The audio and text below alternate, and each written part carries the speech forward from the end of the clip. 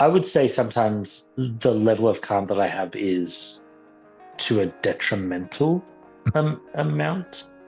What I mean by this is I have this very strong tendency in life to be like, if there's nothing I can do about the situation, there's no point stressing about it. So there is nothing in my power that will make that bag turn up faster. Hello and welcome to the Dad Dialogue podcast. I am your host, Laurence. Quick reminder, as usual, you can go over to daddialogue.co.uk.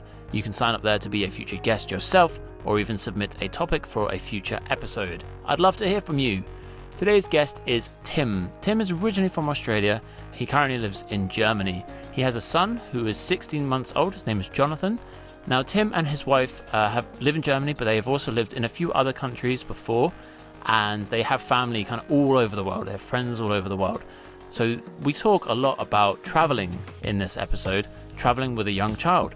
And before Jonathan even turned 1 year old, he had already visited 11 different countries. And Tim talks about that journey, how it was to take a young child on so many different flights or trains or car rides. So I think it's a topic that some people can be a little bit scared of in their own life when it comes to having to travel with a child. And Tim has a really unique perspective on why he and his wife made the choices to do so much traveling, and also the manner in which he approached the traveling, how he kind of stayed level-headed, how he remained calm in certain situations and certain stressful environments. Tim had a lot of great things to share with us. I hope you enjoy the discussion we have. Let's get into the conversation. Thanks for joining us today, Tim. Can you go ahead and just start off by telling us a little bit about you and your family? Interesting. Where should I begin? Wherever you want. So my name is Tim. I am based here in Germany, but as I like to remind people, don't be fooled by this accent. I'm actually Australian. My wife and I are both Australian, and we moved to Europe about 7 years ago. We have a son. He is literally the biggest highlight of every day, and sometimes the biggest complexity of any day, as you can imagine, having a new kid. He's 16 months at the moment, and he was born here in Germany. He is a very lucky, very international kid. I said that I'm Australian, my wife is Australian, but we both have multiple heritages. So I'm British Australian through my mum, and I have some relatives in the UK. My wife is Swiss born.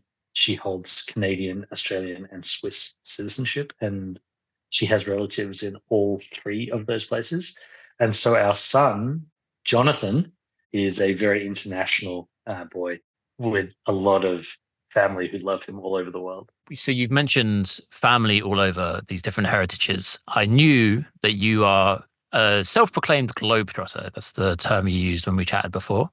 Tell me how many countries have you visited yourself? I think I'm at 46. So you have a 16-month-old son. I'd just like to remind that before I ask my next question. How many countries has he visited? Yeah, so the last time I checked, he had visited 11 countries. Wow. At 12 months old.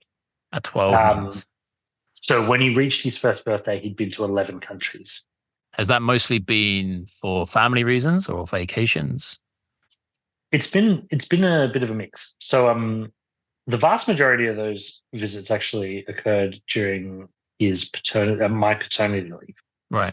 Yeah. So I was very fortunate. My workplace offered me 4 months full-time paid paternity leave, which is just this, like, it's the biggest blessing, right? If anyone says to you, hey, we will keep your income coming, but we want you to go and actively spend 4 months with your child in their first year of life. Honestly, I think anyone who doesn't take that opportunity is crazy, or they really have some other super important need in their life right now, which, I can respect. But for me, I was given that opportunity and we said yes, basically immediately. And we had a bit of time to plan.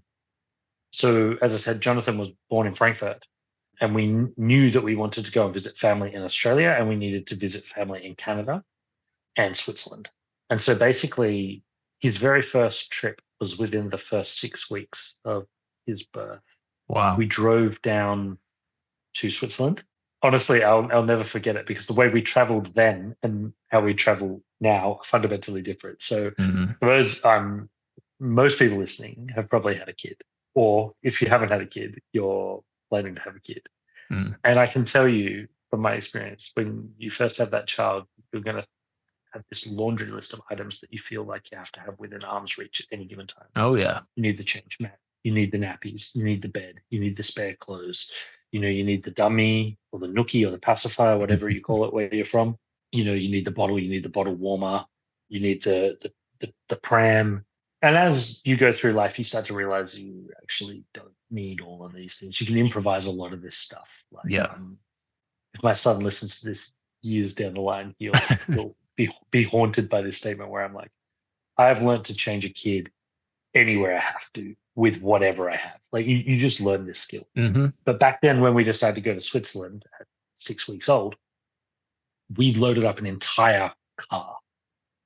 3 adults, so my wife, myself, and my mother-in-law, Justine's mum, who we were so grateful to have with us for the beginning. Like, that was an absolute blessing. And the 3 adults and Jonathan drove down to Switzerland to see family. And that car was full of everything I've mentioned and so much more. Like you can only imagine. By the time he reached 1 year old, we were traveling with a backpack. Mm. We went places that we didn't take a kinder bed or a high chair or, things that you make do with what you have. Or you Mm. start asking people where you're going. Is there a neighbor who has this thing that I can Yeah. borrow or something? So we went to Switzerland. And after Switzerland, we kind of came back and stayed put for a little while. And then we made a trip to Canada to see his family there. And this was the first time we did a big international flight.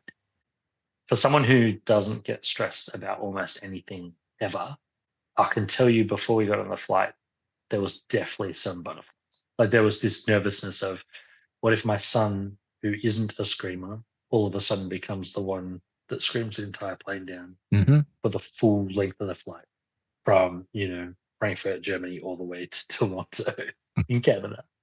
But again, we were super blessed. He traveled on that flight like a trooper. That was his first flight. How long was it? That was a 9-hour flight one way. Okay. So quite a solid flight to take for your first flight, Yeah. in my opinion. For people living in Europe, Yeah. Yeah. often, the average is like 2 hours. So Hmm. for us to kind of roll the dice on that one, or like in our mind, it was either that or it was going to be Australia. And Australia Mm. is like, well, think 1 day plus, really. Mm. So we took him to Canada. It's great. The staff actually got a Air Canada postcard and got it signed by all of the flight crew and the pilots. And Wow. it's a nice little memento, like That's cool. they really looked after him. That was great. They looked after us. And that really kind of like set the path that we can do this. Mm. We got to Canada. We had all of the first kind of quote unquote turbulence you have when you travel. We arrived for the first time ever in my life. A bag of ours didn't arrive. Oh wow. And of course, it was my son's. Gosh. And on top of the bag not arriving, neither did his car seat. So the very first thing that Oh happens my is you gosh. arrive at the airport and you're stranded at the airport. At least in Canada, it's not legal to drive in a vehicle without a car seat for your child, Yeah. especially on the motorway. So we then had to work with the airline. Super lucky. They gave us a brand new car seat. Mm. That's good. Like not everyone gets that kind of luck. Like maybe you're not flying with a major airline and stuff. So these challenges come. So we hit these road bumps, but still the joy of him then meeting his great grandfather, who Mm. at that time was 96, in Canada, outweighed everything. Like, that was just awesome. We stayed there for 3 weeks and we flew home, relatively uneventful. Did the bag and car seat ever turn up? Yeah, so this is pretty funny. So the bag turned up. They shipped the bag out to us the same evening. The car seat did not turn up. So when we arrived back in Frankfurt 2.5, 3 weeks later, we were stuck with the same problem. We're at the airport with a 6-month-old at that point in time and no car seat. And we got a secondhand car seat from the airport that I was very inclined not to return until I got our car seat back, which Yeah. did eventually arrive. Okay. But like, so again, resolved itself. We got lucky there. Like I said, we got to the point where we're like, did it? We've crossed the Atlantic. We made it over to Canada. Across the seven seas. We can do this. Like the world is our oyster. So we came back for a bit. We had a few months, and then time came for my paternity leave to start, and we had a plan for this. We knew that we wanted to go to Australia for a long period of time to spend as much time with family as possible. Mm. So to put it in perspective, in Canada, Justin's grandmother, so Jonathan's great grandmother, is there, but so also are many of his aunts and one of his uncles is there. And so it was great to see them. But in Australia lied the really pinnacle and important people in our lives, like really, really central. So Justine's mum is there, and my mum and dad are there, and Mm. our siblings. So Justine's brother, my sister, our niece, who we had met here in Germany before, but like hadn't spent much time with it all in Australia, was there. So there was a lot of excitement about getting back to Australia. And so we made this kind of mini plan where we would spend the first little bit of our paternity leave seeing people and friends in places that we'd been or knew Mm. in Europe. So just at a high level, we left Germany and we drove from Frankfurt, Germany, about 14 hours to the south of France for a wedding of a good old school friend of mine. He was married, he's an Australian who was marrying a French girl in the south of France. They live here in Europe. So we drove there, we took Jonathan, took him to the wedding. It was a great experience. We had a great time. Wow. We had other travel issues along the way, as you do there. I remember one day Justine went to drop some people from that wedding off at an Airbnb and called me about an hour later saying, I've got a flat tire in the rental car. Oh and gosh. like and it doesn't have a spare. Oh my gosh. And so that was like okay, how do we handle this? What does it do? You kind of just got to roll with that in the same way that you roll with most things in life. Like you're on holiday, but it's not one of those stressful holidays. We had this big period of time that we could just spend together, and that story in itself is like worthy of a podcast episode. But she would have to tell it. She spent the whole day with a retired French policeman using her old French with Jonathan alone, at their place, waiting for the pick up the car to be towed and stuff. Jeez. So then after we leave France, we drive from France to Switzerland, and we see Swiss family again. This time, Jonathan's a bit older. It's another great experience. We know this family. They're the place really easy. It feels like coming home. So it was just a really nice place to go and to be. We spent a few days, and then we drove back to Frankfurt. So geographically, this is pretty much north. It's about 4 hours from there. And we dropped the rental car back at the airport, and we boarded a plane to Romania Right. for another wedding of another school friend of mine from Australia who was marrying a Romanian girl. So we fly to Romania for this wedding in Cluj. It's also a really cool opportunity because it's a old school friend of mine. I know his family very well, and they came and they know my parents very well. And so it was kind of like having like that like non-blood relative auntie and friends all in one place, all getting to hang out with my son. Justine meeting some of them for the first time, but also knowing some of them. We go to this wedding. It's great. Have a great time. We actually spent a week there in Cluj, Cluj-Napoca in the north of Romania, just relaxing. And then from there, we fly to our old stomping ground where we first met. We flew to Malmo Okay. in Sweden, south of Sweden. Yeah, so we flew to Sweden and we just caught up with friends. Again, it was just like there was no wedding, no school friend getting married, nothing like that. We just decided we wanted to catch up with friends for a few days there. We jumped over to Copenhagen, which is kind of like this bonus, like proximity thing. Like for those of you who are familiar with the Skåne region, as you and I both know, you could live in Malmo, but you can work in Copenhagen on the other side of the bridge. It's 40 minutes maximum. And so in this time, we're in both places. Jonathan's ticking countries. So he's been, Germany, born there, Switzerland, Canada, France, Romania, now Sweden, now Denmark. And we just hang out for a few days, like there, seeing friends and introducing our son to these people who are important in our European part of our life. Like it's really cool. We have lots of friends there. They all got to meet him. Lots of my wife's university friends from when she studied there. It was great. It was just a good time. We fly back to Frankfurt, literally to swap over bags. What I mean by this is we're traveling around in like semi-winter. We're in September, October. It's getting cooler. We need to swap our bags because we're flying to the heat of Australia. Yeah. And so from Frankfurt, we board a plane with new bags and we fly to Vietnam. Okay. Fly to the south of Vietnam to Ho Chi Minh City. Ho Chi Minh. And we decide to spend, like, we had planned this. We spent 5 days there, just the three of us. This was twofold. One, we had the time. We had this paternity leave, and maternity leave. Normally, when we fly to Australia, the goal is to get there as quickly as possible because you have annual leave, which is only allotted X amount of days a year, and you don't want to burn it on the flight. Like if you can get the cheapest flight for taking 3 days to get to Australia, you'd almost rather pay more, get there quicker, and have more time with family. But for us, we had time. And also, we just spent all of this time, like about 3 weeks, traveling around with friends and things.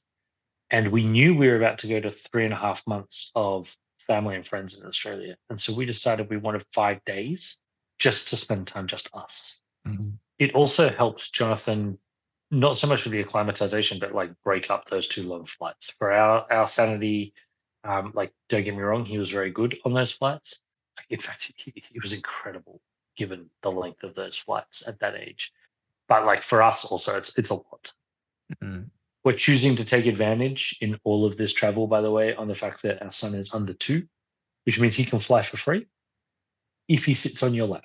So some airlines you end up paying for like 12 euros or something, I think, is sometimes the fee. Yeah, it's like you basically pay the tax. Yeah. I think it's like you kind of like pay the tax component. Like, yeah, I say free, but like comparatively on on the cost of those flights to Australia, the challenge with that is though that it's about him sitting in our lap, and at that age it was mostly in Justine's lap. She bore the brunt of most of that, and so it was nice to be able to break that up. 5 days, see a new city. Neither of us had been to Vietnam, so this was ticking that globetrotter box for us. New one for you, new one for me, new one for her, new one for Jonathan. We have 5 great days there as a family. I think one of the super interesting things for me is like when we talk about all this travel for Jonathan and for us, these first 11 countries, like this first year of his life, he's not going to remember these experiences. But like with photographs, he'll be able to recreate them. We've all done that where we've seen a photograph and we feel like a memory is real. That's one thing. But for me, for Justine, like we will never forget the challenges, and also at that age, just all of the funny things. Like there was a moment when we were in Vietnam where we went to we were in the north and we visited the mausoleum of Ho Chi Minh. And it's a very large, quite a somber place for many of the local people still to this day. It is a memorial. But there was a moment where we're out in the gardens and Jonathan was really hungry and we're feeding him food, like just snacks, whatever. And he's having a great time, and him and Justine are laughing with each other, and I'm taking photos. But then he's in the pram, and Justine is crouched down next to him, and all of a sudden this guard is like blowing a whistle, saying, "You got to stand up. Like you can't sit down." And like, like what is going on here? Like I'll never forget the joy on my son's face at the whistle, and us at the confusion of like, what are we being instructed to do? Or also in Vietnam, on the way to Australia, a lot of parents, he was starting solid starts, like this process of like starting solids, but there's this app called Solid Start. Oh yeah. We were using it to kind of guide us, maybe we can hit 100, new things to try in the first year, whatnot. We're sitting there in Vietnam and we can't read the menu and we can't speak the language, but these things are never a problem for us when we travel. We just make our way. We ask for a recommendation. We get offered some things, and something comes out. It looks great. And I looked a bit closer, and I'm like, huh, I'm pretty sure that is like jellified or like in a jelly, like blood, like some form of animal blood in a Mm. jelly. And we both look at each other and we're like, I wonder if you can eat that. And like, sure enough, we looked it up. It was not a problem, and we started to think more about, kids in Vietnam survive. Kids in Yeah. Vietnam live. This is the local food. It's not a delicacy. It's a common thing. That's what they do. That's what they do. So, yes, it's got a bit of salt, and you start thinking as a parent, oh, it's not supposed to have so much salt and all this kind of stuff. But like, the moment you get past that, you realize like he doesn't have a clue yet. But I will sit there and be able to remember, like, oh yeah, you had goat's blood, like in Vietnam as a meal, and guess what? You loved it. So when you tell me you don't enjoy it now, I can tell you used to enjoy it. So like, there will always be these memories from these trips for Yeah. us, and we don't necessarily we don't do it for him. We don't Mm. necessarily do it for more than fun for us, but giving him the opportunity to meet his family is almost more important for us and his family than it is for him now. Yeah. But like, for my parents, for Justine's mum, being able to have him in Australia in their family homes, we'll never be able to take that away from Mm. them or from us. Like those experiences, like bringing them home to our family homes, Mm. is unreal. And while maybe sometime we'll move back to Australia, it'll probably happen. Family's close. We like to be close. We're enjoying our time in Europe now, but there's probably a good chance at some point in time we move back to Australia. When that happens, he can have those experiences, but there'll be nothing quite like that first time that we brought him Yeah. home. No, I totally agree. And I think the way that you're kind of talking about these months, like you had this time, you were given 4 months paid leave, and you were able to make this choice for yourself, and you were able to kind of prioritize you and Justine in this process of, we can do this thing. We could stay here, hunker down, and explore what our city has to offer. We could maybe get a train to the city over. We could do this, or we could do this other thing because we can do this right now. And you made that choice to do it, which I think is very commendable. And you're going to have this memory forever. I'm curious, with all of these flights, and you must have obviously done a fair amount of planning. I'm wondering, how detailed was your planning? Obviously, you have to book the flights, you have to book accommodation, and I guess a car if you're renting a car. But did you kind of think down to a very fine point of detail, or did you kind of wing it to some extent? Because you kind of can't control everything, right? Yeah, so that's a very good question. There's a big mix of both. I think as parents, and I really can only speak for myself because my wife and I are still two very different individuals. I think I am definitely someone who most people would say just comes across as super confident in almost any situation, and probably often sometimes comes across as arrogant in the way I approach things. Like, it'll work, it'll be fine, it'll just happen. And when it doesn't, it's like, oh well, whatever.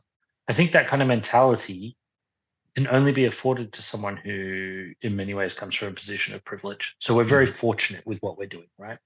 Yeah. So the way I look at things is I'm like, okay, if the plane breaks down and never takes off, then that's not really my problem. Someone's going to fix it. So like that's out of my control. And so I'm not going to plan for that scenario at all.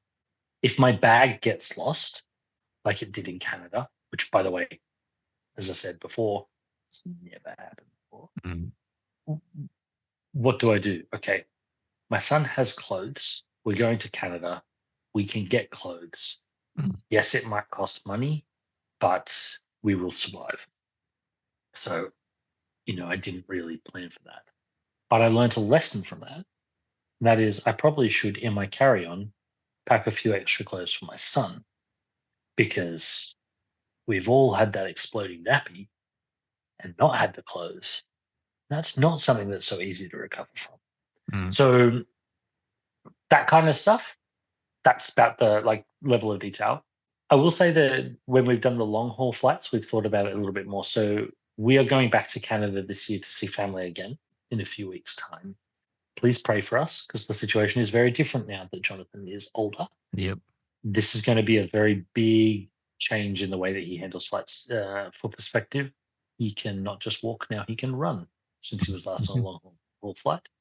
and his vocal volume is immensely loud when it needs to be. When he wants it to be. So yeah, when he wants it to be. And so that'll be a different challenge. But for example, this time we're heading towards the end of his 2 years where he can kind of ride that non-adult price ticketing, but he's also bigger. And so we're like, okay, we don't think he's going to fit into the bassinet anymore. Yeah. Even though he's technically allowed to be in one. But we still want to be in that bassinet row so that we have the leg room. So these are things that I have to start thinking about. Do I want him to have a bag? Do we want to pay full price for the bag? Yeah. I want to try and go back to when you mentioned your bag being lost. Now, I am known, well, I won't say I'm known, but I remember one of the things that my wife appreciated about me was that I was calm. And this was a big trait of mine for a long time. I have learned since becoming a father that I will be calm, but when it involves my kids, I sometimes struggle. If like someone does something that highly affects my kids, or someone tries to impart their own problem on a situation that involves my kids, I sometimes struggle to remain calm. And the one that is traveling with my kids does add a little bit of like, a few hairs onto the camel's back, let's say. So I know for a fact if I was in that situation and my bag got lost, I'm not too sure how calm I would stay. So I want to ask you, did you stay calm in that situation? Yeah, good question. I think if I remember, look, it was a while ago, but I think if I remember it correctly, and for me, I'm fortunate enough to be doing most of this travel. In fact, all of this travel that I've done with my son, I've been doing it also with my wife. And it's very easy to look back and remember how someone else reacted or what the conversation was between two people. It's harder to reflect on yourself. I remember when we realized the bag was not coming, there was a definite moment between the two of us. Well, then what are we going to do? Like, how do we get out of this one? We know we've got family on the way to pick us up, but we have no way of putting our son in the car, right? Like, that's the thinking. So it's like, how do we solve for this? I actually think in that particular moment, we were very calm. I think, yeah, we were definitely calm in that situation. Interesting. I would say sometimes the level of calm that I have is to a detrimental amount. What I mean by this is I have this very strong tendency in life to be like, if there's nothing I can do about the situation, there's no point stressing about it. So there is nothing in my power that will make that bag turn up faster. If that bag is not on that plane, or it's out on the tarmac, or if someone's taken it home by mistake, there is nothing in my power that I can do in that moment. And so my brain very much, whether it's at work or home or my own personal life, where it's just purely me that I'm worried about, enters this mindset of like, cool, let's just see where this goes. You are quite right. When you have a kid, there is definitely this element of additional pressure because you know in the back of your mind, even if it's not your highest priority right now, that at some point in time, they either need something from that bag, or if it's not from the bag, they're going to need a period of attention of yours, rightfully so, food, change, love, care, a misunderstanding to them of what is going on, where are we? And you're not going to then be able to give all of your focus to solving the problem that is the bag. So you know you're on borrowed time. Additionally to that, you have not just yourself and your kid, you have, for me, my partner in this scenario, who is having her own track and thinking, and we have to make sure we're aligned. So like, while I would say in that particular moment where we were calm, there are definitely other moments where my calmness, my patience, my Australian nonchalant, my attitude of like, what are you going to do about it? Has been a really positive asset, and there's been other times where it's really impacted. So I will say it's kind of funny. I said I'd never lost a bag before. I never lost a bag before. I've never had a flight cancelled before, and I've never missed a flight. Foreshadowing. Since having my son at 16 months, 16 months old, we have had a flight cancelled on us when we flew back from Ireland, which, by the way, is his 12th country. So the countries that hadn't been mentioned yet were, we went to the UK. I took him on a work trip with me, which was a really unique kind of opportunity. And we went to Ireland to see some friends and to see John Mayer. To the side point. He was playing in Ireland. And so when we were in Ireland, the flight got cancelled. Like it just got cancelled. I've never had a flight cancelled before. So that happened with my son. We lost our bags on the way to Canada, which I was talking about before. But there was a time when we arrived in London and our pram didn't arrive. And this left us in a very challenging situation because I was there for a business trip. So I knew that I had everything that I needed because I was there for work. But we'd actively as a family made the decision that, well, if I'm going to be away for a few days and we've got friends in London, why don't we all go? So that when the business part of the day is over, I can still see my son. Like, this is great. This is a good opportunity. Cool. My wife is on maternity leave. You know, I'm getting a hotel anyway. There's enough room for all of us. I can just ask the hotel for a baby bed. You know, when you asked earlier about planning, that's kind of the planning I did. I was like, I'll go to work, but instead of going to work in Frankfurt, I'll go to work in London. So let's just bring the family. You know, we're in a position to do it. And we did it. That's very cool. But then we arrive and there's no pram. So I'm like, oh, we're good. It'll be fine. It'll turn up. However, the impact that had on my wife was that she theoretically was then going to have to carry my son in her hands around London. Now, this is not so great, right? So my nonchalant attitude here was not great. I would say I was supportive, but I was probably too casual. I probably was like, yeah, it'll turn up. We needed to resolve it then and there. And we did. But it took a lot of effort. It was one of those moments where it took me understanding that this was going to be a problem that didn't impact me, but it impacted my wife and my kid more than me. And I had to really remember that while I was here to do something, we'd made a decision to all come together and I needed to do what I could. And so I remember standing in that line and being like, people were going to miss their flights and things, but I was just like, we've got to get this resolved now.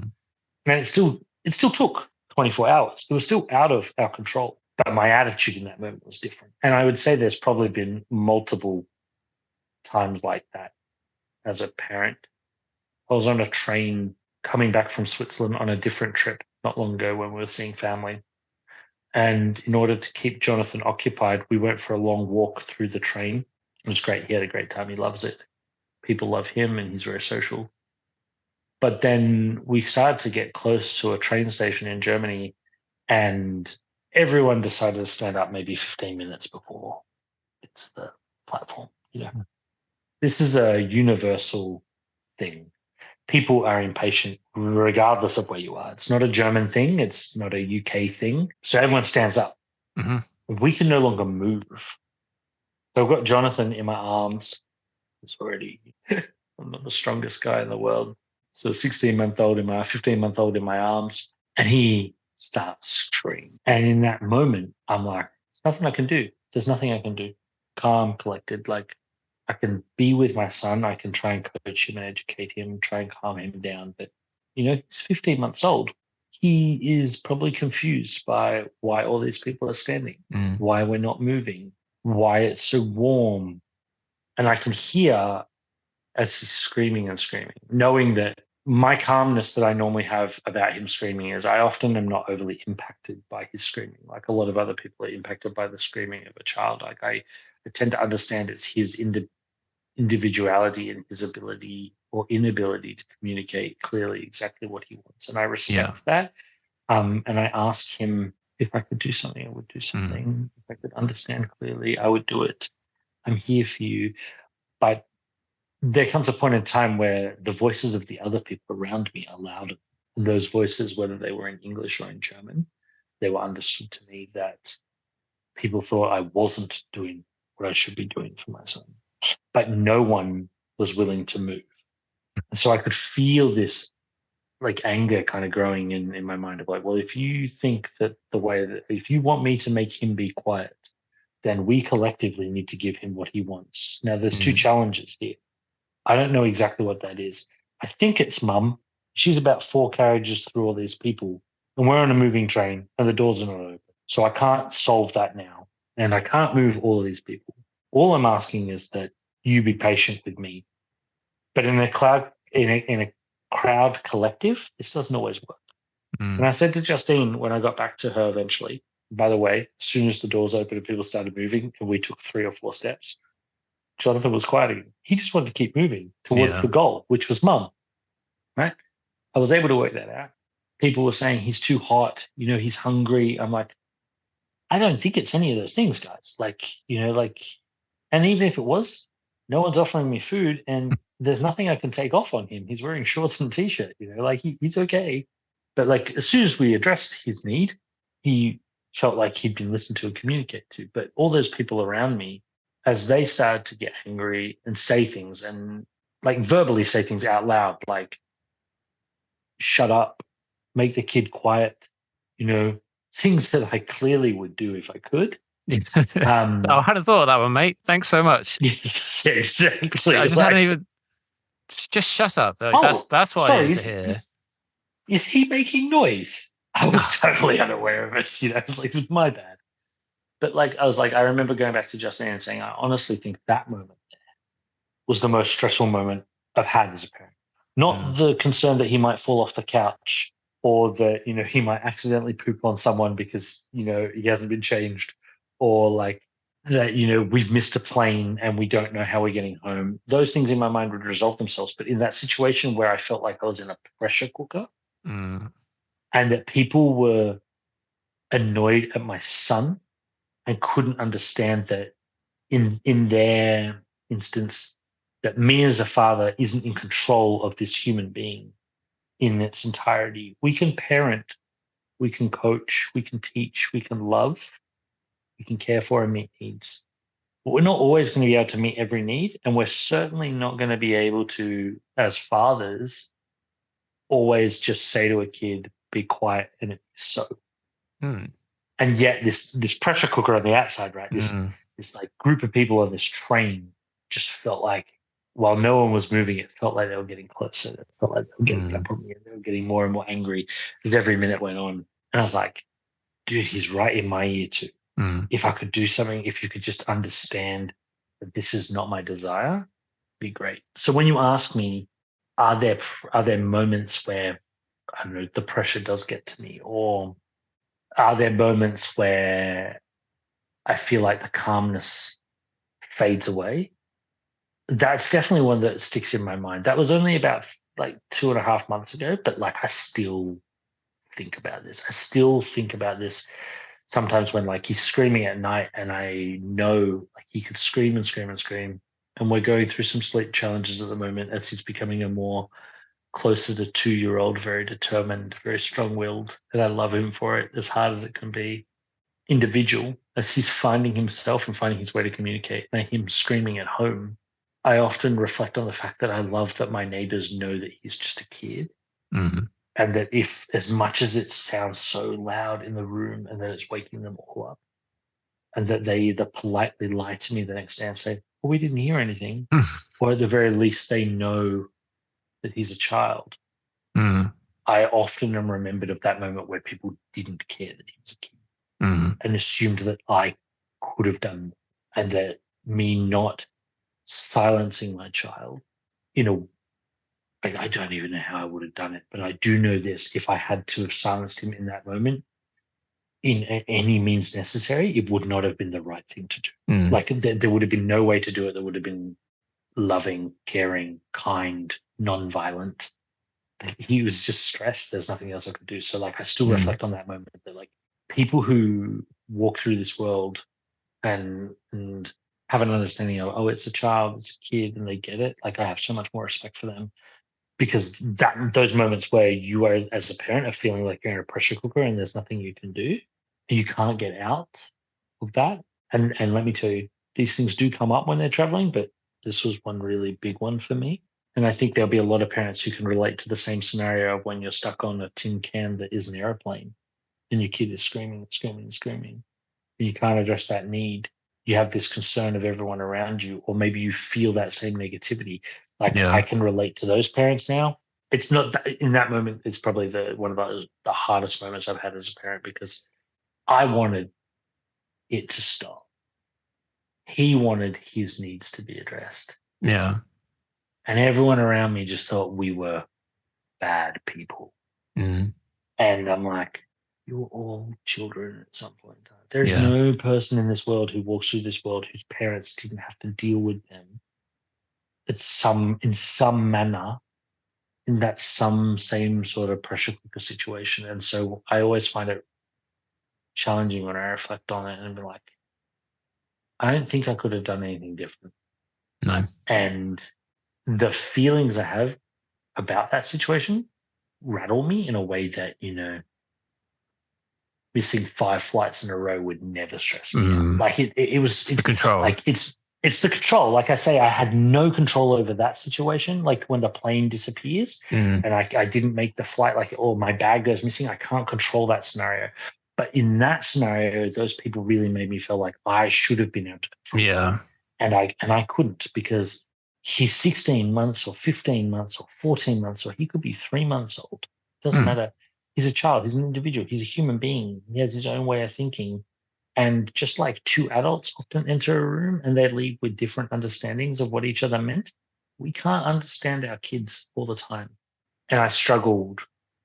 I struggled as a father in that moment when other people couldn't see that internally I was at a loss as well. Mm. The pressure does get to you, Yeah. sometimes. And I think what's interesting about that story is that your kind of first thought about other people may well be, oh, like if there's other parents on here, they must know what I'm going through. They won't be judging me. Maybe they're not stepping Mm, up and like saying hi, but it kind of can be almost like the worst type of person, because I've had as a self reflection, I've definitely been in environments on a tram, on a train, on a bus where I've seen the screaming child, whether it be 6 months, 12 months, 18 months, and like just for like a tiny part of a second where like I judge them, I judge the parent for not doing enough. But that is purely 100% out of a place of, if my child was doing that, I would try this, this, and this because I know my child, right? I don't know that child and I don't know that parent. That parent this might be the end of a very long thing where the parent has tried A through Z and none of it has worked. And this is just where they're at right now. And yeah. so that tiny, like, split second of judgment that sometimes slips into my brain, I always have to remind myself that that comes from a place of, I'm thinking about what I would do in the situation, which is, that can be a useful thought. You can learn some from that. Oh, if I was in that situation with my son, I might do this. Great, fine, like learn from that. But you still need to show grace to that parent. And I would just say, like, the easiest thing you can do, just try and make like a silly face at the kid. Like, if you like, you don't have to be like the greatest person. Like, I don't know. You don't need to go up and like offer to take the person out or do whatever. But you can try and help in these situations. You can maybe just blow a raspberry at the child. Maybe just do something different, and it might just snap them out of it.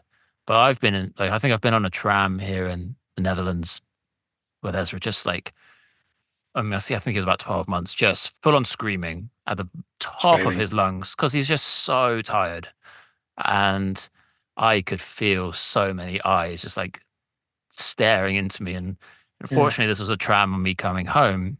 So I just jumped off the tram like 5 stops early and just walked back because I just couldn't deal Yeah. with it. Like that pressure just came too much. And, I was like trying to get his toys out and he was throwing toys away. And like, this was a crowded tram. No one picked anything up, right? Like I'm No trying one to get tried to like, help, I'm trying to give like, him a book, right? Like, oh, here's your soft toy that you like to play with sometimes. He like throws it and like it lands next to someone. They didn't try and help. Like, I'm not saying everyone wouldn't. Like, some people would, but in that situation, people nobody would, but did. yeah, no one did. Yeah.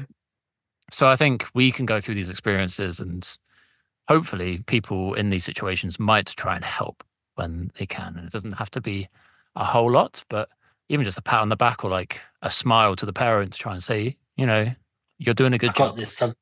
I've seen this. I had a kid, like anything that kind of like you say indication, like I would say that if you're out there and you can offer that, like, for me, staying on that train in that moment would have been great. I reflect on that moment again, like as you talk about like who around, could have, possibly shown us support, whether it's picking up the soft toy and handing it back, or there was a mother, son, and father actually right next to me. Like I'm standing in the aisle right next to me, and their son was probably 5 years old, and he was watching cartoons on the iPad. Now we don't, but we don't do screen time very much. Like lots of people do for different reasons. In this scenario, I'm not here to judge. There's two things I know. I looked at that iPad and thought, I actually think in this moment it could solve this situation. But Definitely. like Yeah. that's just like we don't watch TV at home, but I do know that when Jonathan walks past the TV or sees someone else with an iPad or a phone or talks to his relatives at home, it's just the Bright addictive lights. nature of the human brain. Like Yeah. he's there, right? And I was like, at what point in time would they have turned around and said, "You just want to have the iPad?" Because like every parent, like, it's like my kid's watching the iPad because this is a 4-hour train trip, and he's Yeah. 5 or 6, and he needs it because we can't get through this. So I was like, maybe I was like, but then again, I could have also asked, and I didn't. Yeah, it is funny like how that kind of stuff works. I will say this though, to the credit of different people groups around the world, cultures and respect. Like when we lived in the Nordics, there was always this joke, right, that you'd get on the train or the bus, and if you turned to the next person next to you and just said, "Hey, how you doing?" like the person would probably look away from you because it's like Yeah. this culturally very strange. In Germany sometimes it feels a little bit like this. They often talk about the German stare. Like you're walking across the road, you walk a little too close to them, you kind of get this stare of like, you're encroaching on my space, or you're not interested. But the truth is, a child, under most normal circumstances, whether it's train or a plane or a shopping center, will break the ice on all those cultural norms. Mm. It's unusual, I would say, from my experience, to have the situation I had on that train that day, or the situation you just explained on the tram where like no one helped. I often find that if my son gets on the train here in Germany, that he's got a lot of eyes on him and he's doing a lot of smiling back. And there's this two-way interaction that if I just looked at that person without the kid and smiled at them, they would turn their head away. And I think that kids are very good at kind of breaking this barrier. Yeah. I would also say something that we've learned over the first 16 months is you never know who you're going to encounter in life and what's going on for them. So to your point before, we could see a parent and we could judge a parent based on the decision they're making, even as parents ourselves.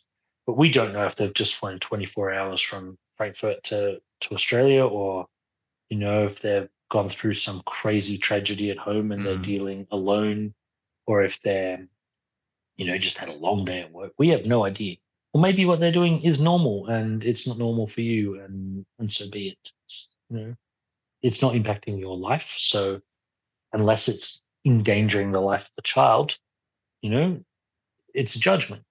But I will say, if you encounter people, particularly people that I would say are older in life, people who are in their 70s or 80s, and your son or daughter who, is 1, 2, 5 months old and can smile, and you can give that person in public 30 seconds of like, hey, this child is interested in you and smiling at you.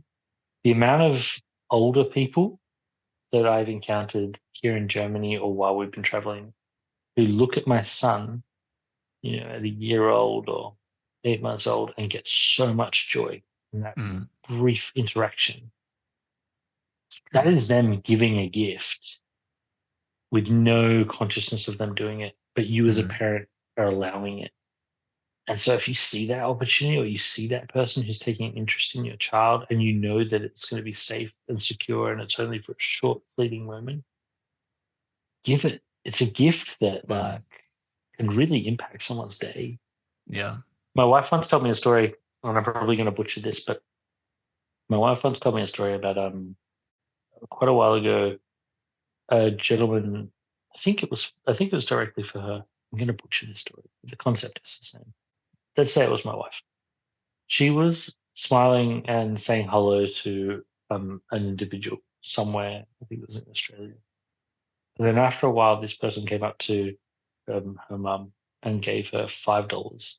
Said, "Your daughter just said hello and invested 5 seconds in my life as a child with no qualms or concerns about the rational social norms of this world. Or should I say hello? Should I not say hello?" Mm. Like an innocent child. Here's $5. She totally made my day. Buy her something nice.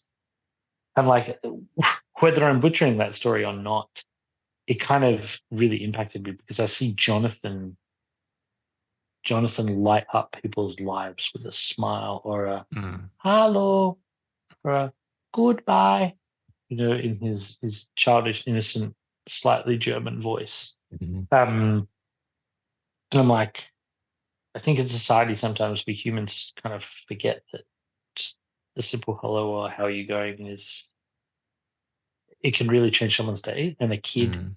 there's no they have no barriers. Yeah. Every country Jonathan has been to and heard a different language has no concept of the fact that they're different languages. All he knows is whether he can or can't communicate with someone and whether someone can or can't understand him. Mm. And now that is hello, goodbye, or a wave. Yeah. And I love that for him, as innocent as a child, that can totally cross cultural norms and barriers and meet people wherever they're at. And for the most part, he, as a kid at this age, will impact people positively more than he'll ever impact people negatively. And that could just mean something massive for someone, so like if you're a parent and you're walking down the street and you see someone taking interest in your child and you're just gonna be walking past them and you've got a spare moment, like stop for a minute. Mm. Just like let that person have that interaction. Like they'll probably never see you again, but you never know how that might impact them. Yeah. I agree, and that joy they can bring is it's unparalleled. Let's say Yeah. sometimes it's just a little thing, and it can be a real light in someone's life. I totally agree. I've had many moments like that as well. So we've obviously spoken a lot about your globetrottingness. I think that's kind of been a big part of this narrative because I think that's a very unique aspect of your family. Mm. And it's a very common thing for parents to be concerned and worried and looking for advice when it comes to traveling. So as the seasoned pro, what piece of Huh. advice would you give to a parent of a toddler or a baby who maybe hasn't flown yet or traveled at all? What piece of advice would you give for them? I think something that sticks with me when it comes to thinking about travel is like often we choose to travel not always out of necessity, but out of our own joy.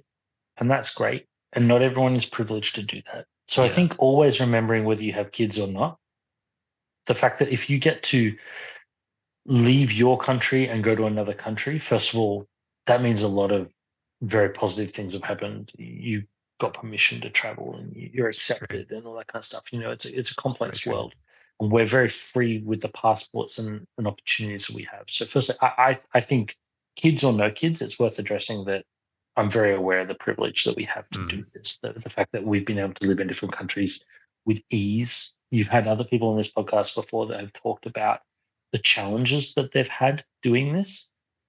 That sense of it has been pretty easy for us with or without kids. But the thing I would remind people who are traveling, doesn't matter whether you're going to London with your 1 year old, or you're going to Vietnam with your 9 month old, you're going to France where you can't speak the language, or you're going to Sweden where pretty much everyone speaks Swedish and English, with your 11-month old, kind of like we did. I think the thing that I would remind people is that in every one of those countries, there are kids Mm. and there are parents raising those kids. And so we spend a lot of our time and effort invested into thinking about what about my kid? What happens when I'm traveling if something happens with my kid? What if the sleep is bad with my kid? What if there's an injury with my kid? What if I can't find the medication for my kid? What about nappies for my kid? Yeah. I think the reality is if you take a breath for a moment and remind yourself that there are kids in all of these countries and those kids are growing up and turning into adults, Mm. sustaining those countries, unless you are traveling to some of the most war-torn or poverty-ridden areas of this world, of which there are many, and we can't ignore them. The truth of the matter is that if something happens to your kid, there are parents who've experienced the same thing in that country before, and your kid will be okay. Yeah. The medical system might look different. The supermarkets might look different. The food might look different, and the language might not be something you understand or know. But between technology to break down those barriers and the general knowledge that kids for generations have survived and thrived and grown up to be great adults in those countries, it'll be okay. Stop stressing about it and focus on how you guys can have a good time, and just generally prepare yourself for an amazing cultural experience. And remember that your kid will probably open doors and open opportunities with just a smile. Yep. So, like, if you're privileged enough to do it, embrace it. Yeah. Go for it. Agreed. Totally agreed. There's always solutions in these places. You can try and think of all the problems, but you don't have to be prepared for every problem, because there will be a solution somewhere. And the more you spend time thinking about those problems, the more you'll struggle. Yeah, it's very true. It's very true. Just accept they might come, but you will find a solution. Awesome. Thank you so much, Tim, for joining us today. Anytime, mate. It's great. Keep up the good work. Thank you. And there we have another Dad Dialogue conversation. Of course, a huge thank you to Tim for coming onto the show and sharing with us. As you would have heard, we ended up talking mostly about travel in the episode, and I had intended to ask Tim other questions about other topics related to parenting, but sometimes these conversations can find themselves just in a situation where we're deep into one topic, deep into one subject, and I think that can be a good thing. We spoke a lot about Tim's stories, which I think we can learn something from, the way he was able to stay calm in certain situations, and I'm going to try and apply that for the future times that I'll be traveling with my family. I know for a fact if an airline managed to lose a suitcase and a car seat on one flight, I would be absolutely furious. And I may have not responded in such a calm way as it sounded as though Tim did in that situation, in that environment. So that was really good to hear. And the way that he and his wife have approached traveling since their son was born, I think is a really fresh perspective and a fresh way of thinking about things. And they knew that he wouldn't remember these things. They weren't making memories for him. They were making memories for themselves. They were making memories for their families, memories that are going to be treasured for a very, very, very long time. So they've really put that priority into growing those connections early on with friends and family all over the world. And of course, Tim was very aware that not everyone is in the situation to do that if they do have family abroad. So he was talking about how privileged they are. But I really do appreciate his perspective on traveling. And I think it is something that maybe different people have different experiences with, and it can obviously cause some stress when we are parenting whilst traveling. So I hope this conversation helps you in some way. Of course, you can go over to daddialogue.co.uk, sign up to be a guest yourself, or submit a topic for discussion. I hope you enjoyed this conversation. I hope you have a great day. Goodbye.